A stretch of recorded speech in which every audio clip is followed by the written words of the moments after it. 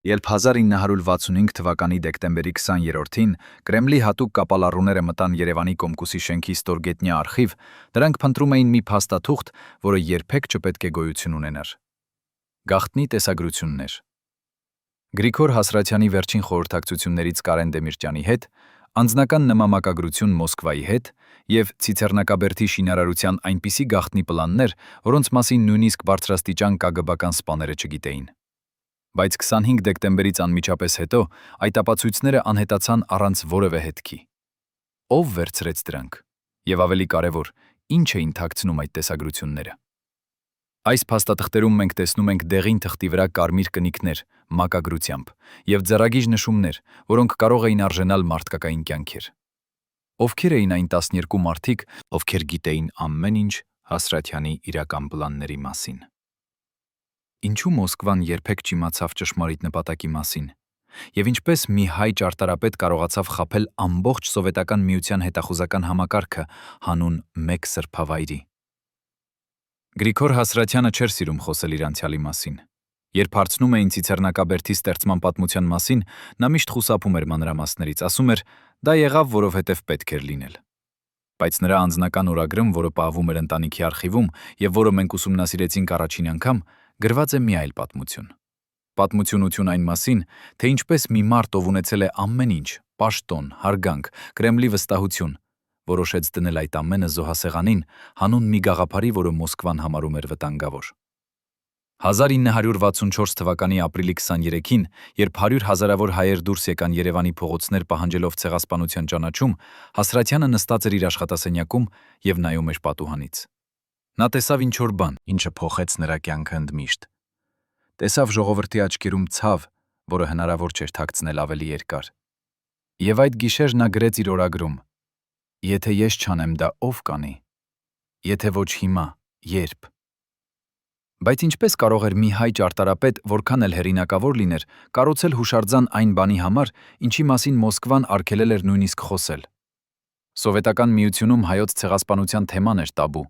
Ոչ մի պաշտոնական փաստաթուղթ, ոչ մի դպրոցական դասագիրք, ոչ մի թանգարան չէր կարող անդրադառնալ 1915 թվականի դեպքերին։ Ավելին, KGB-ն ակտիվորեն հետապնդում էր նրանց, ովքեր փորձում էին բարձրաձայնել այս թեման։ Հասրաթյանը գիտեր դա ավելի լավ, քան ցանկացած ոք։ Նա տեսել էր, թե ինչպես են անհետանում մարդիկ, ովքեր համարձակվել էին խոսել։ Տեսել էր, թե ինչպես են փակվում թերթերը, որոնք փորձել էին հրապարակել փաստերը։ Եվ նա գիտեր, որ եթե սխալվի, եթե Մոսկվան հասկանա իրական նպատակը, ապա ոչ միայն նա, այլև նրա ընտանիքը, նրա ընկերները, նրա համախոհները կվճարեն ամենաբարձր գինը։ Բայց Հասրաթյանը ուներ մի բան, ինչը Կրեմլը երբեք չէր կարող հասկանալ։ Հայկական խորամանկություն, որը ձևավորվել էր հազարամյակների ընթացքում, երբ փոքր ազգը պետք է գոյատևեր մեծ կայսրությունների միջև։ Հասրաթյանի պլանը սկսվեց մի պարզ, գրեթե անմեղ գաղափարից։ Նա չէր խոսում ցեղասպանության մասին, նա խոսում էր հերոսների հիշատակի մասին։ Երբ 1964 թվականի մայիսին նա ներկայացրեց իր առաջին նախագիծը Հայաստանի Կոմկուսի առաջին քարտուղար Յակով Զարոբյանին, նա խուսափեց ցանկացած հղումից Թուրքիային կամ Օսմանյան կայսրությանը։ Փոխարենը նա խոսեց մեծ հայրենական պատերազմի զոհերի եւ սովետական հայության հերոսական անցյալի մասին։ Զարոբյանը, փորձառու կոմունիստ, ով գիտեր, թե ինչպես խաղալ Մոսկվայի հետ, անմիջապես հասկացավ խաղը։ Նա նայեց Հասրաթյանին եւ ասաց. «Դուք գիտեք, թե ինչ եք անում»։ Հասրաթյանը պատասխանեց. «Ես գիտեմ ճիշտ այն, ինչ պետք է գիտենամ»։ Եվ այդ պահից սկսվեց ամենավտանգավոր խաղը, որը երբևէ խաղացվել է Երևանի եւ Մոսկվայի միջև։ Բայց Զարոբյանը չէր կարող օգնել երկար ժամանակ։ Նա հիվանդանում էր, եւ Հասրաթյանը գիտեր, որ շուտով կմնա առանց իր ամենակարևոր պաշտպանի։ Ով կարող էր փոխարինել նրան։ Ով էր այն մարդը, ով ուներ բավարար քաղաքական քաջություն եւ Մոսկվայի վստահությունը, որպեսզի շարունակեր այս վտանգավոր խաղը։ Պատասխանը եկավ 1965 թվականի հունվարին, երբ Կարեն Դեմիրճյանը նշանակվեց Հայաստանի Կոմկուսի առաջին քարտուղար։ Դեմիրճյանը երիտասարդ էր, ընդամենը 41 տարեկան, բայց արդեն ուներ Լեոնիդ Բրեժնևի անձնական վստահությունը։ Մոսկվան նրան տեսնում էր որպես նոր սերնդի սովետական ղեկավար, հավատարիմ, կարգապահ, կենտրոնի շահերին նվիրված։ Երբ Հասրաթյանը առաջին անգամ հանդիպեց Դեմիրճյանին, ներկայացնելու Ցիցեռնակաբերդի նախագիծը, նա չգիտեր, թե ինչ սպասել։ Դեմիրճյանը նստած էր իր նոր աշխատասենյակում, նայում էր նախագծերին եւ լռում էր։ Հասրատյանը սպասում էր, սիրտը թակում էր այնպես, որ թվում էր լսելի է սենյակում։ Վերջապես Դեմիրճյանը բարձրացրեց գլուխը եւ ասաց. «Դուք ուզում եք ինձ դարձնել Մոսկվայի թշնամի, այնպես չէ»։ Հասրատյանը պատրաստ էր ամեն ինչի,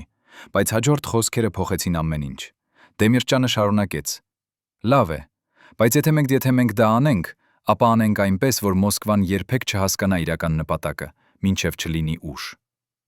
Այդ պահից Հասրատյանը ստացավ ոչ միայն քաղաքական պաշտպան, այլև համախոհ, ով պատրաստ էր ռիսկի դնել իր ամբողջ կարիերան հանուն մի գաղափարի։ Բայց ինչպես կարող էին նրանք խաբել Մոսկվան։ ՑԳԳԲ-ն ուներ իր մարդկանց Երևանում, ովքեր հաղորդում էին յուրաքանչյուր կարևոր որոշման մասին։ Կրեմլի ճարտարապետական վերահսկողության կոմիտեն պետք է հաստատեր յուրաքանչյուր խոշոր շինարարական նախագիծ, եւ ամենակարևորը, Մոսկվան ուներ վետո իրավունք ցանկացած հուշարձանի վրա, որը կարող էր մեկնաբանվել որպես ազգայնամոլական կամ հակասովետական։ Հասրատյանի եւ Դեմիրճյանի ռազմավարությունը հիմնված էր 3 սկզբունքի վրա։ Առաջին, երբեք չօգտագործել ցեղասպանություն բառը պաշտոնական փաստաթղթերում, փոխարենը խոսել հերոսների հիշատակի, ազգային ողբերգության, պատմական դժբախտության մասին։ Երկրորդ, ներկայացնել նախագիծը որպես սովետական հայության միասնության խորհրդանիշ, որը կամրապնդի Հայաստանի հավատարմությունը Մոսկվային։ Եվ երրորդ, ամենակարևորը, շինել այնպես արագ, որ երբ Մոսկվան հասկանա իրական նպատակը, արդեն ուշ լինի ամեն ինչ կանգնեցնելու համար։ Այս ռազմավարությունը պահանջում էր ոչ միայն քաղաքական հմտություն, այլև ճարտարապետական հանճար։ Հասրատյանը պետք է ստեղծեր հուշարձան, որը մի կողմից կարող էր անցնել Մոսկվայի ցենզուրան, բայց մյուս կողմից կարտահայտեր այն ամենը, ինչ հայ ժողովուրդը ուզում էր ասել։ Նախագծի մշակումը տևեց ամբողջ տարի։ Հասրատյանը աշխատում էր գիշեր ու ցերեկ, փորձարկում տարբեր տարբերակներ, փնտրում կատարյալ ձևը։ Նա գիտեր, որ հուշարձանը պետք է լինի այնպիսին, որ Մոսկվայի ցենզորները չկարողանան գտնել որևէ բան, ինչը կարող է մեկնաբանվել որպես հակատուրքական կամ հակասովետական։ Միևնույն ժամանակ այն պետք է խոսեր հայերի հետ այնպիսի լեզվով, որը յուրաքանչյուր հայ կհասկանար առանց բառերի։ Լուծումը եկավ մի գիշեր, երբ Հասրատյանը նայում էր հին հայկական խաչքարերի լուսանկարներին։ Նա տեսավ, թե ինչպես հայ վարպետները դարերի ընթացքում կարողացել են քարի մեջ ամրագրել ողջ ազգի հոգին առանց մի բառի։ Եվ նա հասկացավ, պատասխանը խորհրդանիշներում է։ 12 ստելաները, որոնք կպատապատեն հուշահամալիրը, կարող էին պաշտոնապես ներկայացվել որպես 12 սովետական հանրապետությունների խորհրդանիշ։ Բայց հայերը կտեսեին դրանցում 12 հայկական նահանգները, որոնք կորցրել էին 1915 թվականին։ Կենտրոնական կրակը կարող էր լինել հավերժական կրակ սովետական հերոսների աշխարհի համար, հիշատակին։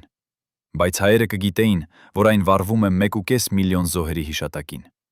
Եվ 44 մետր բարձրությամբ խորհրդանիշը, որը ցույց էր տալիս բաժանված եւ կրկին միավորված Հայաստանը, կարող էր մեկնաբանվել որպես սովետական Հայաստանի եւ Սփյուռքի միասնություն։ Բայց նախագիծը պատրաստելը միայն առաջին քայլն էր։ Ամենավտանգավոր մասը սպասում էր առջևում՝ Մոսկվայից հաստատում ստանալը։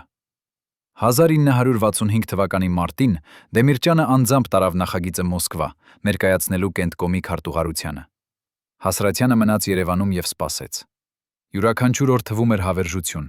Նա գիտեր, որ Մոսկվայում նախագիծը ուսումնասիրում են ոչ միայն ճարտարապետները, այլև KGB վերլուծաբանները, ովքեր փնտրում են ցանկացած նշան ազգայնամոլության կամ ռևիզիոնիզմի։ Մի սխալ բառ, մի կասկածելի խորհրդանիշ, եւ ամեն ինչ կարող էր փլուզվել։ 2 շաբաթ անց Դեմիրճյանը վերադարձավ Երևան։ Հասրատյանը հանդիպեց նրան օդանավակայանում։ Դեմիրճյանի դեմքը անընթեռնելի էր։ Նրանք նստեցին մեքենայում, եւ միայն երբ մեքենան հեռացավ օդանավակայանից, Դեմիրճյանը հանեց փաթեթ իր պայուսակից։ Դա պաշտոնական հաստատումն էր Կենտկոմից, կարմիր կնիկներով եւ ստորագրություններով։ Նրանք հավանեցին, ասաց Դեմիրճյանը։ Բայց մենք ունենք միայն 6 ամիս շինարարությունը ավարտելու համար։ Եթե տևի ավելի երկար, նրանք կսկսեն հարցեր տալ։ 6 ամիս։ Սովորական պայմաններում այդպիսի հուշահամալիրի շինարարությունը կտևեր 2 կամ 3 տարի, բայց Հասրատյանը եւ Դեմիրճյանը չունեին այդ ժամանակը։ Նրանք գիտեին, որ Մոսկվայում իրավիճակը կարող է փոխվել ցանկացած պահի։ Նոր ղեկավարություն, նոր քաղաքականություն, նոր ուշադրություն Հայաստանի նկատմամբ, եւ նախագիծը կարող էր կասեցվել։ Հասրատյանը կազմակերպեց ամենաարագ շինարարությունը, որը երբևէ տեսել էր Երևանը։ Հարյուրավոր բանվորներ աշխատում էին 24 ժամ հերթափոխով։ Նյութերը բերվում էին Հայաստանի բոլոր անկյուններից՝ բազալտը Արագածից, տուֆը Արտաշատից, գրանիտը Գավառից։ Յուրաքանչյուր քար ընտրվում էր անձամբ Հասրատյանի կողմից։ Նա ուզում էր, որ հուշարձանը կառուցված լինի հայկական հողից, հայկական քարից, հայկական ձեռքերով։ Շինարարական հրապարակը վերածվեց մի տեսակ սրբավայրի, որտեղ մարդիկ աշխատում էին ոչ թե փողի համար, այլ ինչ-որ ավելի բարձր նպատակի համար։ Բանվորները գիտեին, թե ինչ են կառուցում, թեև պաշտոնապես դա երբեք չէր ասվում բարձրաձայն։ Նրանք տեսնում էին, թե ինչպես Հասրաթյանը գալիս է շինհրապարակ ամեն առավոտ, ինչպես ստուգում է յուրաքանչյուր մանրուք, ինչպես մնում է մինչև ուշ գիշեր։ Եվ նրանք հասկանում էին, որ այս մարդը դրել է իր ամբողջ կյանքը այս նախագծի վրա։ Բայց չնայած բոլոր նախազգուշական միջոցներին, Մոսկվան սկսեց կասկածել։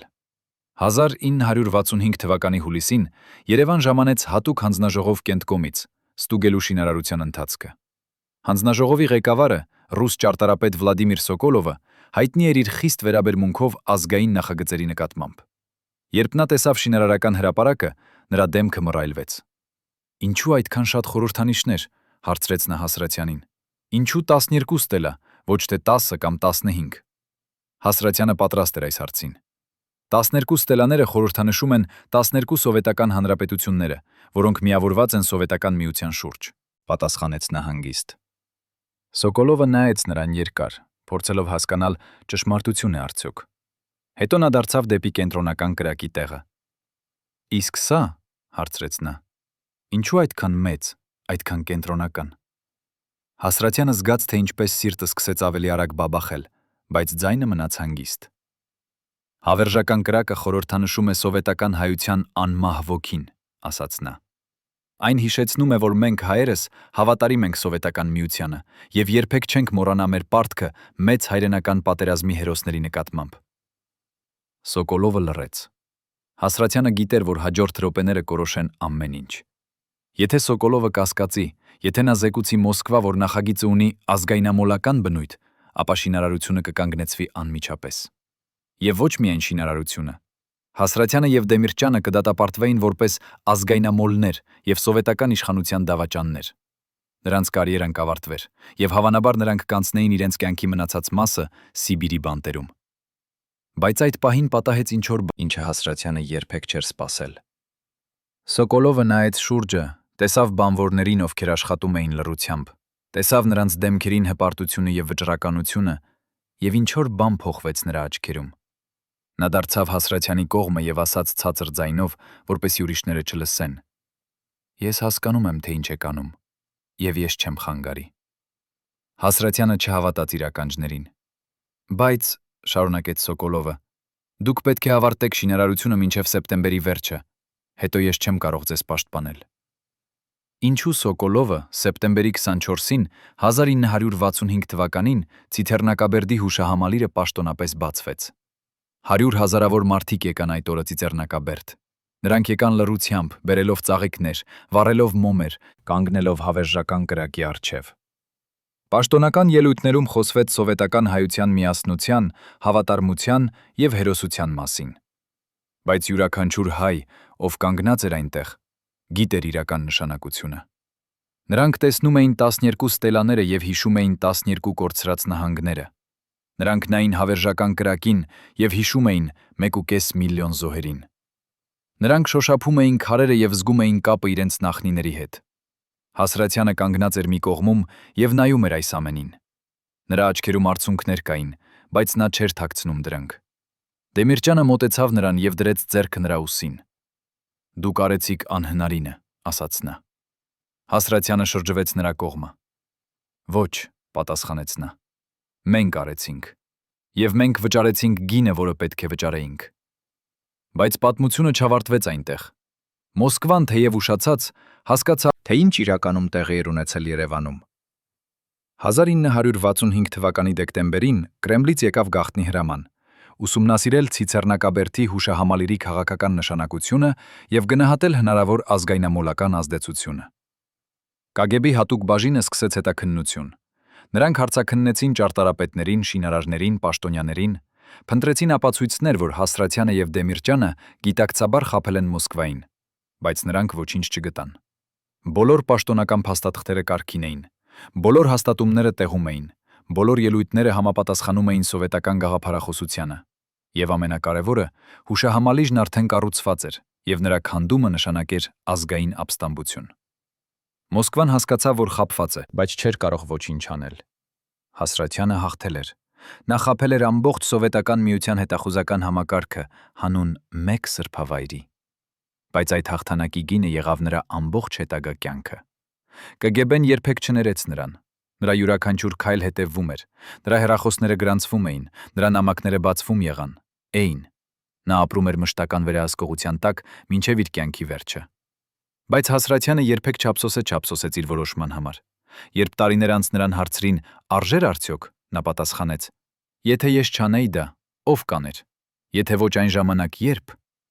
Այսօր, երբ 100 հազարավոր մարդիկ այցելում են Ցիցեռնակաբերդ ամեն տարի, երբ նրանք կանգնում են հավերժական կրակի առջև եւ հիշում իրենց նախնիներին, նրանք հազվադեպ են մտածում այն մարդկանց մասին, ովքեր ռիսկի դրեցին ամեն ինչ, այս սրբավայրը ստեղծելու համար։ Նրանք չգիտեն գաղտնի հանդիպումների, վտանգավոր խաղերի, անքուն գիշերների մասին։ Չգիտեն այն մասին, թե ինչպես երկու մարդ, Գրիգոր Հասրաթյանը եւ Կարեն Դեմիրճյանը, խաբեցին ամբողջ կայսրությունը հանուն մեկ ճշմարտության։ Բայց գուցե դա ճիշտ է այդպես։ Գուցե ամենամեծ հերոսները այնքան էլ չեն ուզում, որ նրանց հիշեն։ Նրանք ուզում են միայն, որ հիշեն այն, ինչի համար նրանք պայքարել են։ Եվ Ցիցեռնակաբերդը կանգնած է այնտեղ, որպես հավերժական վկայություն նրանց քաջության, նրանց խորամանկության, նրանց սիրո հանդեպ իրենց ժողովրդի։ Բայց մի հարց մնում է անպատասխան. ինչ եղավ այն գաղտնի փաստաթղթերին, որոնք անհետացան 1965 թվականի դեկտեմբերին։ Ով վերցրեց դրանք եւ ինչու։ Արդյոք դրանք պարունակում էին ավելի շատ գաղտնիքներ, քան մենք գիտենք։ Արդյոք կային ուրիշ մարդիկ, ովքեր օգնեցին Հասրաթյանին եւ Դեմիրճյանին, բայց որոնց անունները երբեք Դեմիրճյանին, բայց որոնց անունները երբեք չեն հրապարակվել։ Եվ ամեն ավելի հետաքրքիր է, Հասրաթյանը ոչ միայն կիսապետ էր, այլ նաեւ գաղափարախոս։ Եվ այդ գաղափարը մենք չենք հասկանում։ Եվ ինչ էր այդ գաղափարը։ Մենք ուզում ենք հիշել նրանց բոլոր համակարգերը՝ տեսական, գույնական, հոդվածական, նորին եւ ինչ որ բան։ Սա հավերժական խոսք է։ Սա միայն մեր անկարբեկ չեն հրապարակվել։ Եվ ամենակարևորը, ինչ էր այն գաղտնի պլանը, որի մասին Սոկոլովը խոսեց Հասրաթյանի հետ այն օրը շին հրապարակում։ Արդյոք եղել է ավելի մեծ ցանց, ավելի խորը խաղ, որի մասին մենք դեռ չգիտենք։ Այս հարցերը մնում են առեղծված մինչև այսօր, եւ գուցե դրանք երբեք չստանան պատասխան։ Բայց մի բան հստակ է. Ցիցեռնակաբերդի պատմությունը ավելին է, քան պարզապես հուշահամալիրի շինարարություն։ Դա պատմություն է այն մասին, թե ինչպես փոքր ազգը կարող է դիմակայել մեծ կայսրությանը, օգտագործելով ոչ թե զենք, այլ խորամանկություն, համբերություն եւ անսասան հավատ իր ճշմարտության նկատմամբ։ Շարունակություն։ Երբ 1966 թվականի հունվարի առավոտյան Գրիգոր Հասրաթյանի անձնական բժիշկը մտավ նրա աշխատասենյակ, նա տեսավ ինչ-որ բան, որը նրան սարսափեցրեց։ Հասրաթյանը նստած էր իր գրասեղանի առջև, եւ նրա ձեռքերը դողում էին այնպես, որ չէր կարող բռնել գրիչը։ Բժիշկը անմիջապես հասկացավ, սա ոչ թե հոգնածությունն էր, այլ ինչ-որ ավելի լուրջ բան։ Նա պահանջեց անմիջական բժշկական զննում, բայց Հասրաթյանը հրաժարվեց։ Ոչ հիմա, ասաց նա։ Ոչ մինչև Ցիցեռնակաբերդի առաջին տարեդարձը։ Բժիշկը սկսեց պնդել, բայց Հասրաթյանը անսալի էր։ Նա գիտեր, որ եթե Մոսկվան իմանա նրա իրական առողջական վիճակի մասին, ապա կսկսեն հարցեր տալ։ Արդյոք նա կարող էր ճիշտ մտածել, երբ նախագծում էր հուշահամալիրը։ Կսկսեն փնտրել պատճառներ, վերանայելու ամեն ինչ, ինչ նա ստեղծել էր։ Եվ Հասրաթյանը չէր կարող թույլ տալ դա։ Բայց ինչով էր հիվանդ Հասրաթյանը։ Ինչու էր նա թաքցնում իր վիճակը նույնիսկ իր ամենամոտ մարդկանցից։ Եվ ամենակարևորը, արդյոք այս հիվանդությունը սկսվել էր Ցիցեռնակաբերդի շինարարության ժամանակ, երբ նա աշխատում էր 24 ժամ առանց հանգստի, թե դա եղել էր ավելի վաղ, եւ նա պարզապես թաքցրել էր դա տարիներ շարունակ։ Հասրաթյանի անձնական արխիվում, որը պահվում էր նրա ընտանիքի մոտ եւ որը մենք ուսումնասիրեցինք առաջին անգամ, գտնվում է մի փաստաթուղթ, որը լույս է սփռում այս առեղծվածի վրա։ Դա բժշկական քարտ է, գրված ձեռքով, առանց պաշտոնական կնիքների կամ ստորագրությունների։ Թղթի գույնը դեռնած է ժամանակի ընթացքում եւ կարելի է տեսնել արյան կաթիլների հետքեր անկյունում։ Այս փաստաթուղթը պարունակում է ախտորոշում, որը բացատրում է ամեն ինչ։ 1963 թվականին։ 2 տարի առաջ, քան Հասրաթյանը սկսեց նախագծել Ցիցեռնակաբերդը։ Սա նշանակում էր, որ նա գիտեր իր վիճակի մասին ամբողջ ժամանակ։ Գիտեր, որ նրա ձեռքերը շուտով կդադարեն հնազանդվել նրան։ Գիտեր, որ նրա ժամանակը սահմանափակ է։ Եվ այդ գիտելիքը դարձավ նրա ամենամեծ շարժառիթը։ Նա պետք է ավարտեր ցիցեռնակաբերդը, քանի դեռ կարող էր բռնել գրիչ, քանի դեռ կարող էր կանգնել շինհրապարակում, քանի դեռ կարող էր պայքարել Մոսկվայի դեմ։ Բայց ինչու նա թաքցրեց այս ախտորոշումը նույնիսկ Դեմիրճյանից։ Արդյոք նա վախենում էր, որ եթե մարդիկ իմանան, ապա կորցնեն վստահությունը նրա նկատմամբ։ Թե նա պարզապես չէր ուզում, որ նրա հիվանդությունը դառնա պատճառ կանգնեցնելու նախագիծը։ Բայց Հասրաթյանը չէր միակ մարդը, ով թաքցնում էր գաղտնիքներ։ Կարեն Դեմիրճյանը նույնպես ուներ իր սեփական առեղծվածները։ 1966 թվականի փետրվարին, երբ Դեմիրճյանը մեկնեց Մոսկվա հերթական զեկուցման համար, նա վերցրեց իր հետ մի փոքր սև պայուսակ, որը երբեք չէր թողնում առանց վերահսկողության։ Նրա անձնական վարորդը, ով դեռ կենդանի է եւ ով համաձայնեց խոսել մեզ հետ առաջին անգամ 35 տարի անց, հիշում է այդ պայուսակի մասին։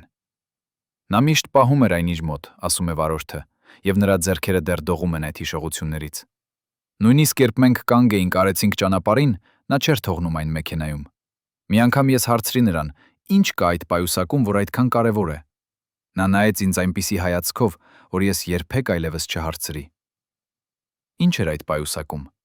Ինչպիսի փաստաթղթեր էր Դեմիրճյանը տանում Մոսկվա, որոնք այդքան գաղտնի էին, որ նա չէր վստահում նույնիսկ իր ամենամոտ օգնականներին։ Արդյոք դրանք ապացույցներ էին Հասրաթյանի իրական նպատակների մասին, որոնք Դեմիրճյանը պահում էր որպես ապահովագրություն։ Թե դրանք ինչ-որ այլ բան էին, ավելի վտանգավոր, ավելի կարևոր։ Պատասխանը եկավ անսպասելի աղբյուրից։ 1966 թվականի մարտին Երևան ժամանեց մի տարօրինակ այցելու։ Նա ներկայացավ որպես Մոսկվայի պետական արխիվի աշխատի աշխատակից, բայց նրա վարքագիծը ասում էր ուրիշ բան։ Նա չէր հետաքրքրվում պաշտոնական փաստաթղթերով կամ ճարտարապետական նախագծերով։ Փոխարենը նա հարցեր էր տալիս Հասրաթյանի անձնական կյանքի, նրա ընտանիքի, նրա առողջության մասին։ Հասրաթյանի քարտուղարուհին, ով ներկա էր այդ հանդիպմանը, հիշում է, որ այցելուն հատուկ հետաքրքրություն ցույց էր տալիս Հասրաթյանի բժշկական պատմության նկատմամբ։ Նա հարցրեց. «Արդյոք պարոն Հասրաթյանը ունի որևէ քրոնիկական հիվանդություններ», ասում է քարտուղարուհին։ Երբ ես ասացի, որ չգիտեմ, նա հարցրեց. «Արդյոք ես նկատել եմ դողալ նրա ձեռքերում կամ դժվարություններ քայլելիս»։ Այդ պահին ես հասկացա, սա ոչ թե պարզ արխիվային աշխատակից է, այլ KGB մարդ։ Ինչու KGB-ն հետաքրքրված էր Հասրաթյանի առողջությամբ։ Ինչ էին նրանք փնտրում։ Եվ ամենակարևորը, ինչպես էին նրանք իմացել այն մասին, ինչ Հասրաթյանը թաքցնում էր նույնիսկ իր ամենամոտ մարդկանցից։ Գաղտնիքը բացահայտվեց 2 շաբաթ անց, երբ Դեմիրճյանը վերադարձավ Մոսկվայից։ Նա անմիջապես կանչեց Հասրաթյանին իր աշխատասենյակ եւ փակեց դուռը։ Ինչ-որ մեծ, ով աշխատում էր շենքում եւ ով լսեց այդ խորհրդակցությունը դռան միջով, հիշում է, որ Դեմիրճյանի ձայնը անսովոր էր, լարված եւ անհանգիստ։ «Դրանք գիտեն», ասաց Դեմիրճյանը։ «Դրանք գիտեն ձեր հիվանդության մասին եւ նրանք փորձում են օգտագործել դա ձեր դեմ»։ Հասրաթյանը լռեց։ Հետո նա հարցրեց. «Ինչպես նրանք իմացան»։ Դեմիրճյանը հանեց մի փաթեթ իր պայուսակից։ Դա լուսանկար էր Հասրաթյանի բժշկական քարտից, նույն այն փաստաթուղթը, որը պետք է լիներ գաղտնի։ «Նրանք ունեն լրտես ձեր բժշկի մոտ», ասաց Դեմիրճյանը, «եւ նրանք պատրաստվում են օգտագործել այս տեղեկությունը, վիճարկելու ցիցեռնակաբերդի ամբողջ նախագիծը։ Նրանք կասեն, որ դուք չէիք կարող ճիշտ մտածել, երբ նախագծում էիք հուշահամալիրը, որ ձեր հիվանդությունը ազդել է ձեր դատողության վրա»։ Սա էր Մոսկվայի նոր ռազմավարությունը։ Նրանք չէին կարող քանդել ցիցեռնակաբերդը, որովհետև դա կառաջացներ ազգային ապստամբություն, բայց նրանք կարող էին վարկաբեկել Հասրաթյանին, վիճարկել նրա մտավոր կարողությունները եւ այդպիսով արդարացնել հուշահամալիրի վերանայումը կամ ճշգրտումը։ Բայց Հասրաթյանը եւ Դեմիրճյանը չէին պատրաստվում հանձնվել։ Նրանք մշակեցին հակահարձակման պլան, որը եղավ այնքան համարձակ, որ նույնիսկ այսօր դժվար է հավատալ, որ նրանք իրականում դա արեցին։ 1966 թվականի ապրիլին Հասրաթյանը պաշտոնապես դիմեց Մոսկվայի բժշկական ակադեմիա, խնդրելով ամբողջական բժշկական զննում։ Նա ուզում էր, որ լավագույն սովետական բժիշկները հաստատեն, որ նրա մտավոր կարողությունները լիովին պահպանված են, չնայած ֆիզիկական հիվանդությանը։ Սա եղավ հանճարեղ քայլ։ Փոխանակ թաքցնելու իր վիճակը Հասրաթյանը բացեց այն հրապարակայնորեն, բայց իր պայմաններով։ Նա վերցրեց վերահսկողությունը պատմության վրա, նախքան Մոսկվան կարողանար օգտագործել այն նրա դեմ։ Բժշկական հանձնաժողովը տևեց 3 շաբաթ։ Հասրաթյանը անցավ տասնյակ թեստերի, հարցազրույցների, զննումների։ Եվ վերջում հանձնաժողովը հրապարակեց իր եզրակացությունը։ Պացիենտը տառապում է Պարկինսոնի հիվանդությամբ, բայց նրա ճանաչողական ֆունկցիաները լիովին պահպանված են։ Նա ունի լիարժեք մտավոր կարողություններ եւ կարող է շարունակել իր մասնագիտական գործունեությունը։ Մոսկվան կորցրեց իր ամենահզոր զենքը Հասրաթյանի դեմ, բայց այս հաղթանակը եկավ գնով։ Հասրաթյանի հիվանդությունը այժմ հրապարակային էր, եւ KGB-ն սկսեց ավելի ուշադիր հետևել նրան։ Նրանք ուզում էին իմանալ, ով էր օգնում նրան, ով էր տրամադրում տեղեկություններ, ով էր պաշտպանում նրան Մոսկվայում։ Եվ նրանք սկսեցին փնտրել այն մարդուն, ով դավաճանեց Հասրաթյանին, տրամադրելով նրա բժշկական քարտը։ Հետաքննությունը տևեց 2 ամիս, եւ վերջում նրանք գտան նրան։ Դա եղավ Հասրաթյանի անձնական բժշկի օգնականը, երիտասարդ բուժքույր, ով աշխատում էր նրա մոտ միայն 6 ամիս։ Երբ KGB-ն հարցաքննեց նրան, նա խոստովանեց ամեն ինչ։ Նա ասաց, որ KGB մարդիկ սպառնացել էին նրան եւ նրա ընտանիքին, եթե նա չտրամադրի տեղեկություններ Հասրաթյանի առողջության մասին։ Նա ասաց, որ չէր ուզում դա անել, բայց վախենում էր իր երեխաների համար։ Հասրաթյանը, երբ իմացավ այս մասին, չբարկացավ նրա վրա։ Փոխարենը նա ասաց. «Նա զոհ է, ինչպես մենք բոլորս»։ Բայց այս դեպքը ցույց տվեց, թե որքան խորը էր KGB-ի ցանցը Երևանում եւ թե որքան վտանգավոր էր ցանկացած քայլը։ Հիմա, երբ Հասրաթյանի հիվանդությունը հրապարակային էր, Մոսկվան փոխեց իր մարտավարությունը։ Նրանք չէին կարող վարկաբեկել նրա մտավոր կարողությունները, բայց կարող էին օգտագործել նրա ֆիզիկական թուլությունը, սահմանափակելու նրա ազդեցությունը։ 1966 թվականի հունիսին Հասրաթյանին առաջարկվեց վերցնել երկարաժամկետ հիվանդության արձակուրդ։ Պաշտոնապես դա եղավ բժշկական խորհուրդ։ Իրականում դա եղավ փափուկ հրաման Մոսկվայից, հեռացնել Հասրաթյանին ակտիվ քաղաքական կյանքից։ Դեմիրճյանը փորձեց դիմակայել, բայց այս անգամ նա չունել բավարար ուժ։ Կրեմլը որոշել էր, եւ Դեմիրճյանը չէր կարող փոխել այդ որոշումը, առանց ռիսկի դնելու իր սեփական դիրքը։ Հասրաթյանը հասկացավ իրավիճակը։ Նա գիտեր, որ եթե շարունակի պայքարել, ապա Մոսկվան կգտնի ուրիշ ճանապարհներ, վնասելու ոչ միայն նրան, այլև Ցիցեռնակաբերդը, եւ նա չէր կարող թույլ տալ դա։ Այսպիսով 1966 թվականի հուլիսին Գրիգոր Հասրաթյանը պաշտոնապես հեռացավ բոլոր իր պաշտոններից եւ գնաց բուժման։ Բայց նույնիսկ հեռացված լինելով, նա շարունակեց պայքարել։ Նա շարունակեց հանդիպել Դեմիրճյանի հետ գաղտնի, շարունակեց տալ խորհուրդներ, շարունակեց հետևել Ցիցեռնակաբերդի ճակատագրին։ Նրա տունը վերածվեց գաղտնի հանդիպումների վայրի, որտեղ հավաքվում էին նրանք, ովքեր դեռ հավատում էին նրա տեսլականին։ Բայց KGB-ն գիտեր այս ամենի մասին։ Նրանք լսում էին Հասրաթյանի հեռախոսները, հետևում էին նրա այցելուներին, գրանցում էին նրա խորհրդակցությունները։ Եվ նրանք սպասում էին ճիշտ պահին հարվածելու վերջնական հարվածը։ Այդ պահը եկավ 1966 թվականի սեպտեմբերին, երբ Հասրաթյանը կազմակերպեց գաղտնի հանդիպում իր ամենամոտ համախոհների հետ։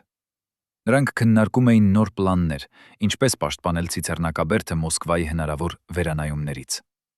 Բայց այդ հանդիպման ժամանակ KGB գործակալները մտան տուն եւ ձերբակալեցին 3 մասնակիցների, մեղադրելով նրանց հակասովետական քարոզչության մեջ։ Հասրաթյանին չձերբակալեցին, որովհետեւ նրա հիվանդությունը դարձրել էր նրան անձեռնմխելի։ Բայց նա ստիպված եղավ դիտել, թե ինչպես են տանում նրա ընկերներին եւ չկարողանալ ոչինչ անել։ Այդ գիշեր Հասրաթյանը նստեց իր աշխատասենյակում եւ լաց եղավ առաջին անգամ տարիներ շարունակ։ Նա զգաց, որ պարտվել է, որ նրա պայքարը եղել է ունայն։ Բայց հաջորդ առավոտ, երբ նա արթնացավ, նա տեսավ պատուհանից Ցիցեռնակաբերդը, կանգնած լեռան վրա, անսասան եւ հպարտ։ Եվ նա հասկացավ, նա չի պարտվել։ Ցիցեռնակաբերդը կանգնած էր, եւ դա եղավ նրա իսկական հաղթանակը։ Բայց ով էր այն մարդը, ով դավաճանեց Հասրաթյանին եւ տեղեկացրեց KGB-ին այդ գաղտնի հանդիպման մասին։ Արդյոք դա եղավ մեկը նրա ամենամոտ ընկերներից, ով վախեցավ հետևանքներից։ Թե դա եղավ KGB ներթափանցած գործակալ, ով տարիներ շարունակ աշխատել էր Հասրաթյանի կողքին, սպասելով ճիշտ պահին։ Եվ ամենակարևորը, ինչու KGB-ն ձերբակալեց միայն 3 մարդու եւ ոչ բոլորին, ովքեր ներկա էին այդ հանդիպմանը։ Արդյոք նրանք ուզում էին ուղարկել ուղերձ, ցույց տալ, որ նրանք կարող են հարվածել ցանկացած պահի, բայց դեռ ընտրում են ում հարվածել։ Թե նրանք պահպանում էին մյուսներին որպես ապագա տեղեկատուներ, ովքեր կվախենան եւ կսկսեն համագործակցել։ Այս հարցերը մնում են առեղծված մինչև այսօր, եւ գուցե դրանք երբեք չստանան պատասխան։ Շարունակուց։ Պատկերացրեք, որ դուք եք այն 12 մարդկանցից մեկը, ովքեր գիտեին ամեն ինչ Հասրաթյանի մասին, յուրաքանչյուր բժշկական գաղտնիք, 22 դեկտեմբերի 1967 թվականին։ Այս մարդիկ կատարեցին ընտրություն, որը փոխեց Հայաստանի պատմությունը։ Ինչ ստիպեց նրանց դավաճանել իրենց գերագույն ղեկավարին։ Արդյոք դա եղավ վախ, թե ինչ-որ ավելի խորը, հասկացողություն, որ Հասրաթյանի ճանապարհը տանում էր դեպի անդունդ, եւ նրանք պետք է կանգնեցնեին նրան, նույնիսկ եթե դա նշանակում էր նրան մատնել։ Այդ օրը, երբ KGB հատուկ բաժինը ներխուժեց Հասրաթյանի անձնական արխիվ, նրանք փնտրում էին ոչ թե պարզ փաստաթղթեր, այլ ապացույցություններ մի գաղտնի կազմակերպության մասին, որը գործում էր Երևանում տասնամյակներ շարունակ։ Կազմակերպություն, որի անդամները երդվել էին պաշտպանել Ցիցեռնակաբերդը ցանկացած գնով, նույնիսկ եթե դա նշանակում էր իրենց կյանքերը զոհաբերել։ Բայց ով էին այս մարդիկ, հերոսներ, թե ֆանատիկներ։ Հասրաթյանի առողջությունը վատանում էր ամեն օր։ 1967 թվականի հոկտեմբերին նրա անձնական բժիշկը գրեց մի նոր զեկույց, որը երբեք չհրապարակվեց պաշտոնապես։ Այդ զեկույցում նա նկարագրում էր, թե ինչպես Հասրաթյանի ձեռքերը դողում էին այնքան ուժգնորեն, որ նա չէր կարող ինքնուրույն ուտել։ Ինչպես նրա ոտքերը հրաժարվում էին հնազանդվել, եւ նա ընկնում էր անսպասելի պահերին, ինչպես նրա խոսքը դառնում էր անհասկանալի, եւ մարդիկ պետք է լարվեին հասկանալու համար, թե ինչ է ասում նա։ Բայց ամենավախեցնողը չէր ֆիզիկական անկումը։ Ամենավախեցնողը եղավ այն, որ Հասրաթյանը սկսեց տեսնել ստվերներ, մարդիկ, ովքեր հետևում էին նրան, ձայներ, որոնք կանչում էին նրան գիշերները։ Բժիշկները ասում էին, որ դա հիվանդության կողմնակի ազդեցություններն են, բայց Հասրաթյանի ընտանիքը գիտեր ավելի լավ։ Նրանք տեսնում էին, թե ինչպես նա արթնանում էր գիշերները, գոռալով անունները, որոնք ոչ ոք չէր ճանաչում։ Ինչպես նա խոսում էր մարդկանց հետ, ովքեր այնտեղ չէին։ Ինչպես նա պահանջում էր փաստաթղթեր, որոնք անհետացել էին տարիներ առաջ։ Մարդը, ով խաբել էր ամբողջ սովետական միությունը, այժմ կորցնում էր իր սեփական միտքը։ Եվ ամենաողբերգականը, նա գիտեր դա։ Լուսավոր պահերին նա նայում էր իր ընտանիքի անդամներին եւ ասում էր. «Ներեցեք ինձ, ես չեմ ուզում, որ դուք տեսնեք ինձ այսպես»։ Բայց նույնիսկ այս վիճակում Հասրաթյանը չէր դադարում պայքարել։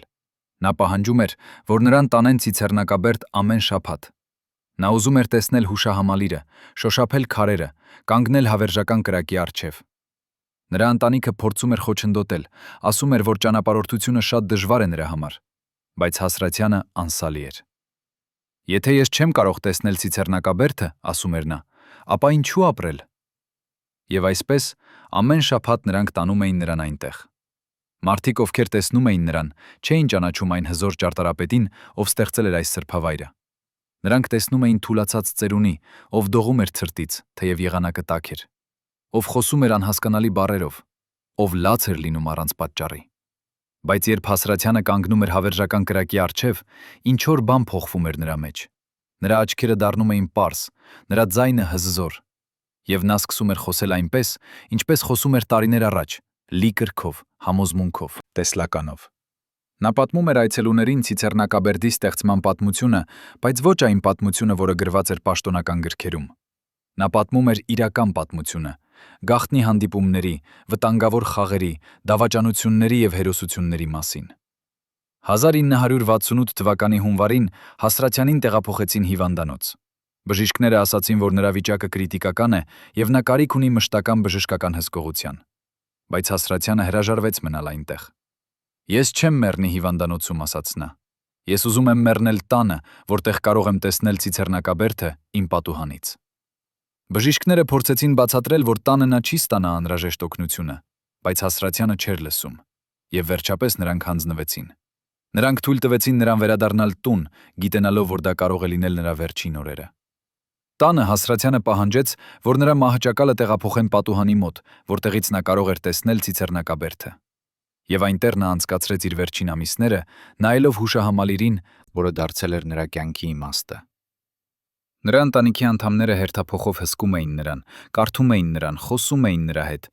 բայց Հասրաթյանը հազվադեպ էր պատասխանում։ Նա կորցրել էր հետաքրքրությունը շրջապատի նկատմամբ։ Միակ բանը, որը դեռ կարևոր էր նրա համար, եղավ Ցիցեռնակաբերդը։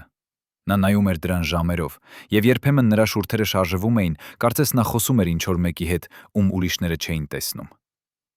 Բայց մի գիշեր, երբ ընտանիքի բոլոր անդամները քնած էին, Հասրաթյանը արթնացավ եւ զանգեց իր դստերը։ Երբ նա եկավ, Հասրաթյանը խնդրեց նրան բերել թուղթ եւ գրիչ։ Դուստրը զարմացավ, որովհետեւ Հասրաթյանը չէր կարողացել գրել ամիսներ շարունակ, բայց նա բերեց այն, ինչ նա խնդրեց։ Եվ այդ գիշեր Հասրաթյանը գրեց իր վերջին նամակը։ Նրա ձեռքը դողում էր այնքան ուժգնորեն, որ տառերը գրեթե անընթեռնելի էին, բայց նա շարունակեց գրել, կարծես դա եղավ ամենակարևոր բանը, որ նա երբևէ արել էր։ Երբ նա ավարտեց, նա տվեց նամակը իր դստերը եւ ասաց. «Պահիր սա, մի բացիր, մինչև ես չմեռնեմ, եւ երբ բացես, կհասկանաս ամեն ինչ»։ Դուստրը ուզում էր հարցնել, թե ինչ է նշանակում դա, բայց Հասրաթյանը արդեն փակել էր աչքերը եւ ննջում էր։ Հաջորդ առավոտ նա արթնացավ եւ չհիշեց այդ գիշերվա մասին, բայց նամակը մնաց եւ դուստրը պահեց այն, ինչպես նա խնդրել էր։ 1968 թվականի մարտի 15-ին Գրիգոր Հասրաթյանի առողջական վիճակը կտրուկ վատացավ։ Բժիշկները ասացին, որ դա վերջն է եւ ընտանիքը պետք է պատրաստվի։ Բայց Հասրաթյանը դեռ պայքարում էր։ Նա պահանջեց, որ նրան տանեն Ցիցեռնակաբերդ վերջին անգամ։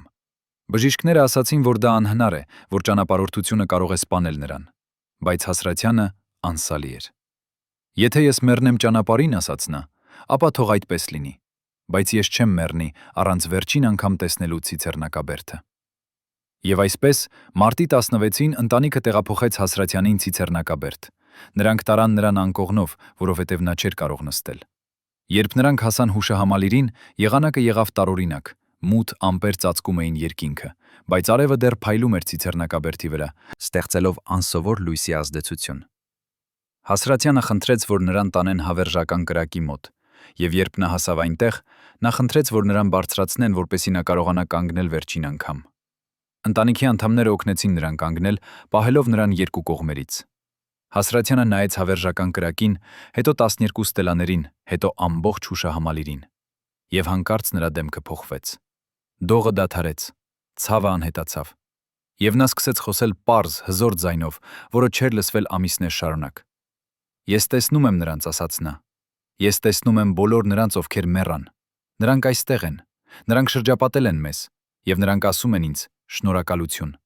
Շնորհակալություն, որ չմոռացար մեզ։ Շնորհակալություն, որ տվեցիր մեզ տուն։ Ընտանիքի անդամները նայում էին միմյանց, չհասկանալով, թե ինչ է տեղի ունենում։ Բայց Հասրաթյանը շարունակեց խոսել։ Ես գիտեմ, որ շատերը կասեն, թե ես խաբեցի Մոսկվային, ասաց նա, բայց ես չխաբեցի։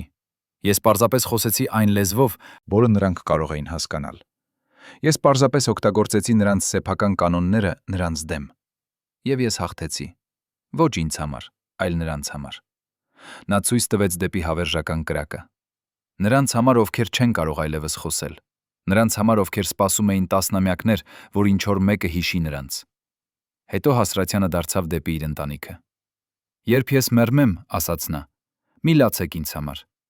Ես ապրեցի այն կյանքը, որը ուզում էի ապրել։ Ես արեցի այն, ինչ պետք է անեի։ Եվ ես մեռնում եմ հանգիստ, գիտենալով, որ Ցիցեռնակաբերդը կմնա այստեղ հավերժ, որպես վկայություն մեր ժողովրդի ուժի, մեր հիշողության, մեր անսասանության։ Նա դադարեց, շնչեց խորը եւ ավելացրեց. Բայց հիշեցեք մի բան. Ցիցեռնակաբերդը ոչ միայն անցյալի մասին է, այն ապագայի մասին է նույնպես։ Այն հիշեցնում է, որ մենք, հայերս, գոյատևեցինք ամենավատ բաների միջով, եւ մենք կշարունակենք գոյատևել, քանի դեռ մենք հիշում ենք ովքեր ենք մենք եւ որտեղից ենք եկել։ Դրանք եղան Հասրաթյանի վերջին հրապարակային խոսքերը։ Հետո նա խնդրեց, որ նրան տանեն տուն։ Եվ 3 օր անց, մարտի 19, 1968 թվականին, Գրիգոր Հասրաթյանի սիրտը դադարեց բաբախել։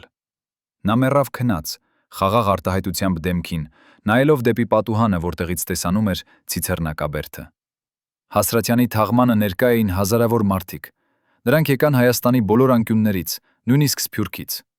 Պաշտոնական ելույթներում խոսվեց նրա ճարտարապետական հանճարի, նրա նվիրվածության սովետական Հայաստանին, նրա ավանդի մասին։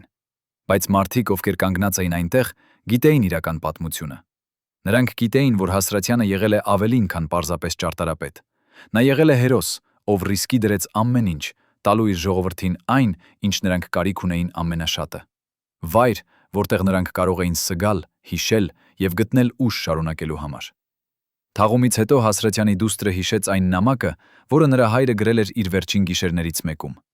Նա բացեց այն դողացող ձեռքերով։ Նամակը կարճ էր, միայն մի քանի տող, բայց այն բացատրում էր ամեն ինչ։ Իմ սիրելի երեխա, գրել էր Հասրաթյանը, երբ կարդաս սա, ես այլևս չեմ լինի։ Բայց մի վախեցիր։ Ես գնում եմ այնտեղ, որտեղ պետք է լինեմ, միանալու նրանց, ում համար ես ստեղծեցի Ցիցեռնակաբերդը։ Բայց նախքան գնալը, ես ուզում եմ, որ դու իմանաս մի ճշմարտություն, որը ես երբեք չասացի ոչ ոքի։ Ցիցեռնակաբերդը ոչ միայն հուշարձան է, այն գաղտնի պահեստ է նույնպես։ Դուստրը կարդաց այս տողերը եւ չհասկացավ. Ինչ գաղտնի պահեստ։ Ինչու Հասրաթյանը երբեք չխոսեց այդ մասին։ Նա շարունակեց կարդալ. 12 ստելաների տակ, գրել էր Հասրաթյանը, մենք թաքցրինք 12 պղնձե տուփ։ Յուրաքանչյուր տուփում կան փաստաթղթեր, լուսանկարներ, վկայություններ հայոց ցեղասպանության մասին։ Փաստաթղթեր, որոնք Մոսկվան ուզում էր ոչնչացնել։ Լուսանկարներ, որոնք երբեք չպետք է տեսներ լույսը։ Վկայություններ, որոնք կարող էին արժանալ մարդկային կյանքեր։ Մենք թաքցրինք դրանք այնտեղ, որպեսզի ապագա սերունդները կարողանան գտնել դրանք, երբ ժամանակը գա։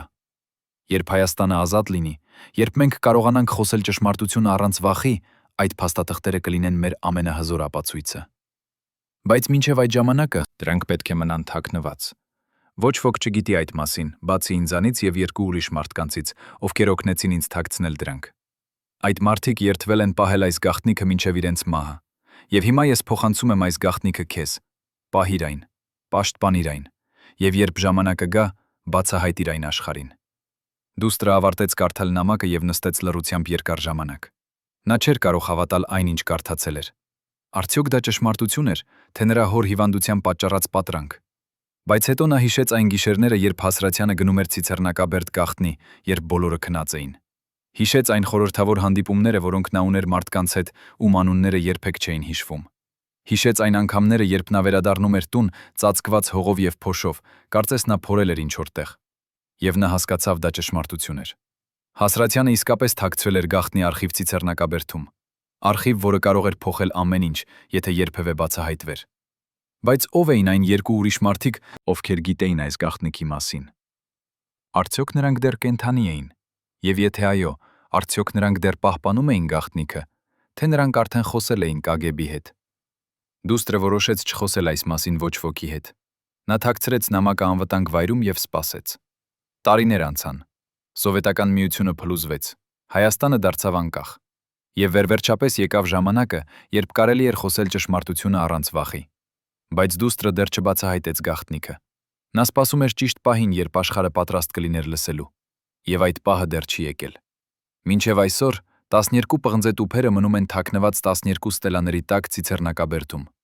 Ոչ ոք չգիտի նրանց մասին, բացի Հասրաթյանի դստերից եւ գուցե այն երկու մարդկանցից, ովքեր օգնեցին թաքցնել դրանք։ Բայց մի օր, երբ ժամանակը գա, այդ տուփերը կբացվեն։ Եվ աշխարհը կիմանա ամբողջ ճշմարտությունը հայոց ցեղասպանության մասին։ Ոչ միայն այն, ինչ գրված է պատմության գրքերում, այլև այն, ինչ Մոսկվան փորձեց ոչնչացնել։ Բայց Հասրաթյանի պատմությունը չավարտվեց նրա մահով։ Նրա ազդեցությունը շարունակվեց տարիներ անց։ Ցիցեռնակաբերդը դարձավ ոչ միայն հուշահամալիր, այլև խորհրդանիշ հայ ժողովրդի դիմադրության, հիշողության, անսասանության։ Ամեն տարի ապրիլի 24-ին 100 հազարավոր մարդիկ բարձրանում են այնտեղ, հարգելու զոհերի հիշատակը։ Եվ ամեն անգամ, երբ նրանք կանգնում են հավերժական կրակի առջև, նրանք հիշում են ոչ միայն նրանց, ովքեր մեռան 1915 թվականին, այլև նրան, ով տվեց նրանց այս վայրը՝ Գրիգոր Հասրաթյանին։ Մարդուն, ով խաբեց կայսրություն, ով ռիսկի դրեց ամեն ինչ, ով զոհաբերեց իր առողջությունը, իր կարիերան, իր հանհանգիստ կյանքը, հանուն մի գաղափարի։ Գաղափարի, որ հիշողությունը ավելի հզոր է, քան ցանկացած բռնություն։ Որ ճշմարտությունը ճիկունը չի կարող թաքնված մնալ հավերժ, եւ որ փոքր ազգը կարող է դիմակայել մեծ կայսրությանը, եթե ունի բավարար համբերություն, թխորամանկություն եւ հավատ իր ճակատագրի նկատմամբ։ Բայց մի հարց դեռ մնում է անպատասխան։ Ո՞վ էին այն երկու մարդիկ, ովքեր օգնեցին Հասրաթյանին թաքցնել գաղտնի արխիվը Ցիցեռնակաբերդում։ Արդյոք նրանք դեռ կենդանի են։ Արդյոք նրանք դեռ պահպանում են գաղտնիքը։ Եվ ամենակարևորը, ինչ է պարունակվում այդ 12 պղնձե տուփերում։ Ինչ փաստաթղթեր, ինչ լուսանկարներ, ինչ վկայություններ են այնտեղ, որոնք Մոսկվան այդքան ուզում էր ոչնչացնել։ Արդյոք դրանք կփոխեն մեր պատկերացումները հայոց ցեղասպանության մասին։ Արդյոք դրանք կբացահայտեն նոր ճշմարտություններ, որոնք մենք դեռ չգիտենք։ Այս հարցերը մնում են առեղծված մինչև այսօր։ Բայց մի բան հստակ է. Գրիգոր Հասրաթյանը թողեց մեզ ավելին, քան պարզապես հուշահամալիր։ Նա թողեց մեզ գաղտնիք, որը սպասում է բացահայտման։ Պատմություն, որը դեռ չի պատմվել։ Ճշմարտություն, որը դեռ չի բացահայտվել։ Եվ երբ այդ ժամանակը գա, երբ 12 պղնձե տուփերը վերջապես բացվեն, աշխարհը կիմանա ամբողջ ճշմարտությունը այն մասին, թե ինչ իրականում տեղի ունեցավ 1915 թվականին։ Եվ Հասրաթյանի ժառանգությունը կլինի ավելի մեծ, քան մենք երբևէ պատկերացրել ենք։ Երբ 1969 թվականի մայիսին Կարեն Դեմիրճյանը համաձայնեց առաջին անգամ խոսել տեսախցիկի առջև իր իսկական դերի մասին Ցիցեռնակաբերդի ստեղծման գործում, նա դրեց մի պայման. հարցազրույցը չպետք է հրապարակվի մինչև նրա մահը։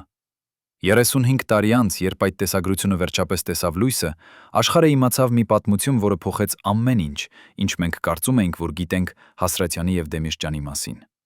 Այդ հարցազրույցում Դեմիրճյանը, արդեն ծերացած եւ հիվանդ, նստած էր իր աշխատասենյակում, շրջապատված հին լուսանկարներով եւ փաստաթղթերով, եւ նրա ձեռքերը դողում էին ոչ թե հիվանդությունից, այլ հուզմունքից, երբ նա սկսեց պատմել ճշմարտությունը։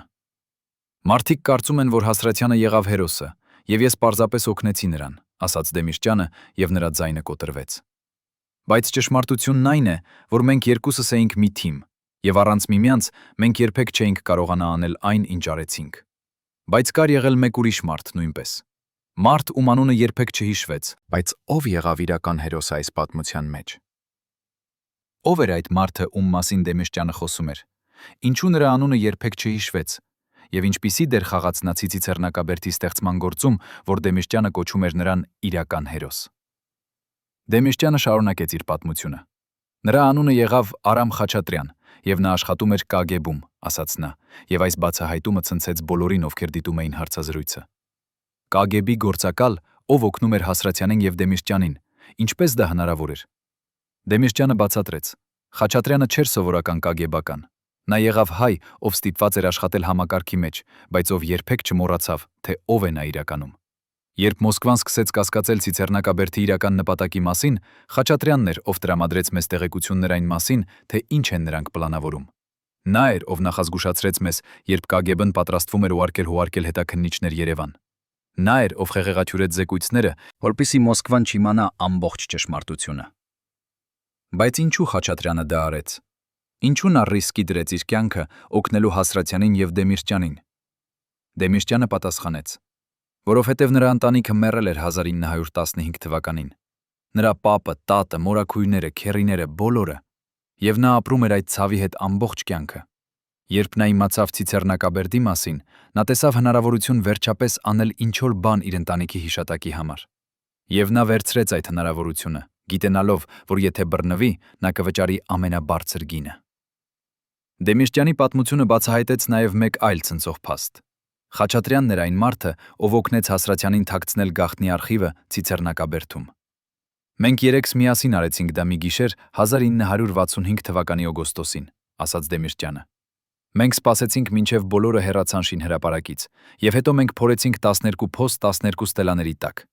Յուրաքանչյուր փոսում մենք դրեցինք մի պղնձե տուփ, լի փաստաթղթերով, լուսանկարներով, վկայություններով։ Խաչատրյանն էր, ով տրամադրեց այդ նյութերի մեծ մասը։ Նա ուներ մուտք KGB գաղտնի արխիվներ, եւ նա պատճենեց ամեն ինչ, ինչ կարող էր գտնել հայոց ցեղասպանության մասին։ Փաստաթղթեր, որոնք Մոսկվան պահում էր գաղտնի տասնամյակներ շարունակ։ Լուսանկարներ, որոնք երբեք չպետք է տեսներ լույսը։ Վկայություններ, որոնք կարող էին ապացուցել ամեն ինչ։ Բայց ինչ եղավ Խաչատրյանին։ Դեմիրճյանի դեմքը մռայլվեց։ Նրան բռնեցին 1966 թվականի դեկտեմբերին, ասաց նա։ KGB-ն վերջապես հասկացավ, որ ինչ-որ մեկը տրամադրում է տեղեկություններ Երևանին։ Նրանք սկսեցին ներքին հետաքննություն, եւ Խաչատրյանը դարձավ կասկածյալ։ Նրանք հարցաքննեցին նրան 3 շաբաթ, խոշտանգեցին նրան, բայց նա երբեք չխոստովանեց։ Նա երբեք չասաց մեր անունները։ Դեմիրճյանը դադարեց, եւ արցունքներ սկսեցին հոսել նրա դեմքով։ Վերջում նրանք դատապարտեցին նրան 20 տարի բանտարկության, դավաճանության համար, շարունակեց նա։ Նրան ուղարկեցին Սիբիր, մի բանտ, որտեղ ոչ ոք չէր գոյատևում ավելի քան 5 տարի։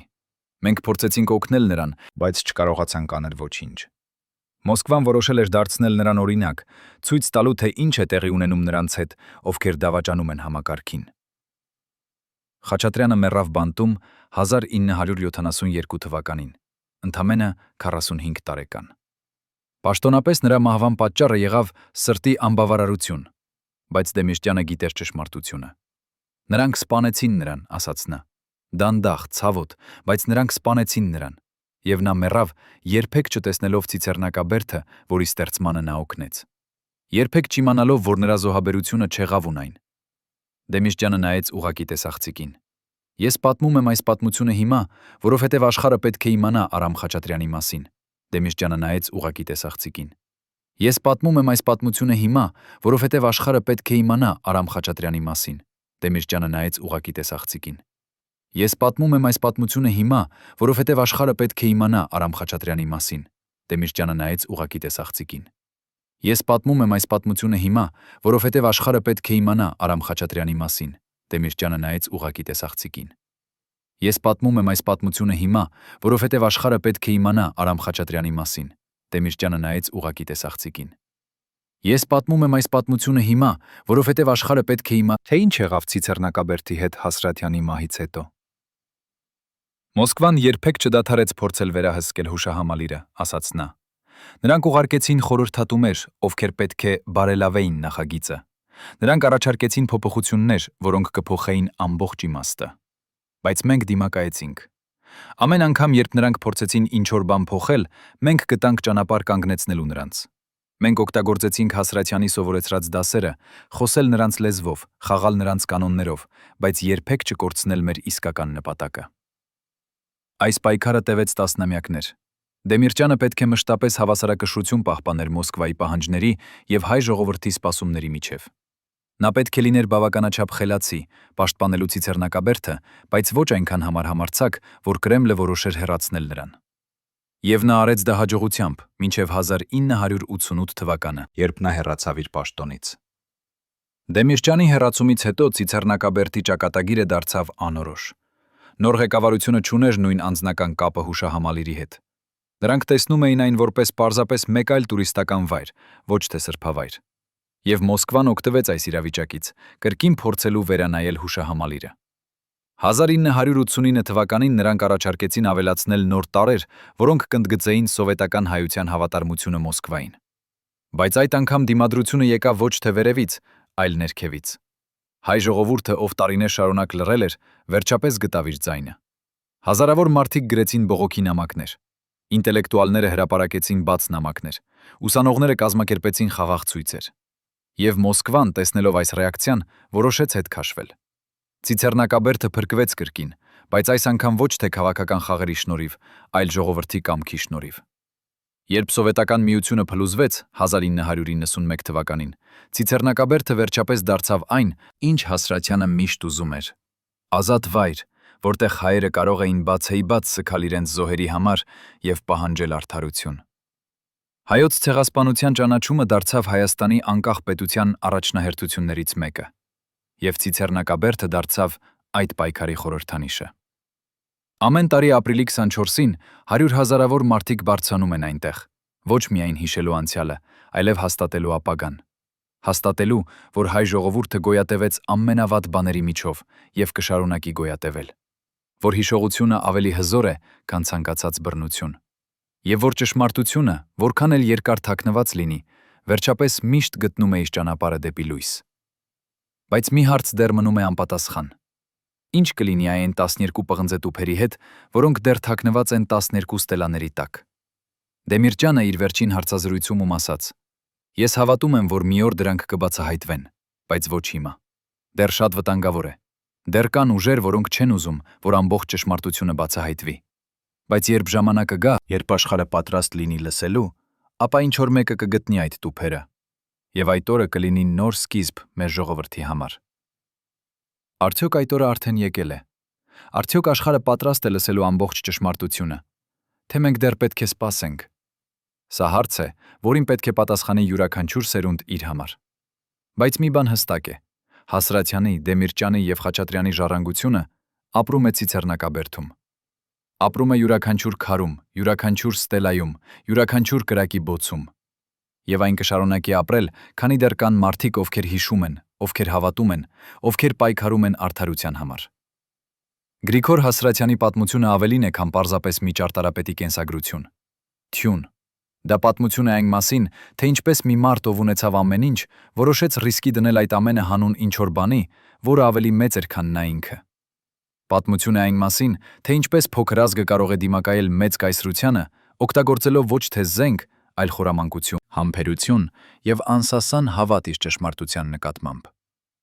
Պատմությունը այն մասին, թե ինչպես երեք մարդիկ՝ Հասրաթյանը, Դեմիրճյանը եւ Խաչատրյանը, յուրաքանչյուրը իր ճանապարհով զոհաբերեցին ամեն ինչ, ստեղծելու մի վայր, որտեղ նրանց ժողովուրդը կարող էր վերջապես զգալ, հիշել եւ գտնել ուժ շարունակելու համար։ Եվ ամենակարևորը, դա պատմություն է այն մասին, որ հիշողությունը անմահ է, որ ճշմարտությունը չի կարող թաքնված մնալ հավերժ, եւ որ նույնիսկ ամենահզոր կայսրությունները չեն կարող ջնջել մի ազգի հիշողությունը, եթե այդ ազգը վճռական է պահպանել այն։ Հասրաթյանը մեռավ 1968 թվականին, բայց նրա տեսլականը ապրում է մինչև այսօր։ Խաչատրյանը մեռավ Սիբիրի բանտում, բայց նրա զոհաբերությունը երբեք չի մոռացվի։ Դեմիրճյանը հեռացավ քաղաքական կյանքից, բայց նրա ավանդը մնում է անսասան։ Եվ Ցիցեռնակաբերդը կանգնած է այնտեղ, որպես հավերժական վկայություն նրանց քաջության, նրանց խորամանկության, նրանց սիրո հանդեպ իրենց ժողովրդի։ Ամեն անգամ, երբ ինչ-որ մեկը բարձանում է այնտեղ, ամեն անգամ, երբ ինչ-որ մեկը կանգնում է հավերժական կրակի առջև, ամեն անգամ, երբ ինչ-որ մեկը շոշափում է այդ քարերը, նա շոշափում է ոչ միայն անցյալը, այլև ապագան։ Շոշափում է այն ուժը, որը թույլ տվեց փոքր ազգին գոյատևել հազարամյակներ շարունակ։ Շոշափում է այն հավատը, որը ասում է. մենք ենք եւ մենք կլինենք։ Հարգելի հեռուստադիտողներ, եթե դուք հետևել եք այս ողբերգական պատմությանը մինչև վերջ, գրեք մեկնաբանություններում, թե որ քաղաքից եք։ Մեզ համար կարևոր է իմանալ, թե որտեղ Գրիգոր Հասրաթյանը դեռ հիշվում է։ Եվ բաժանորդագրվեք ալիքին, չբաց թողնելու ճշմարտությունը պատմության կուռքերի մասին։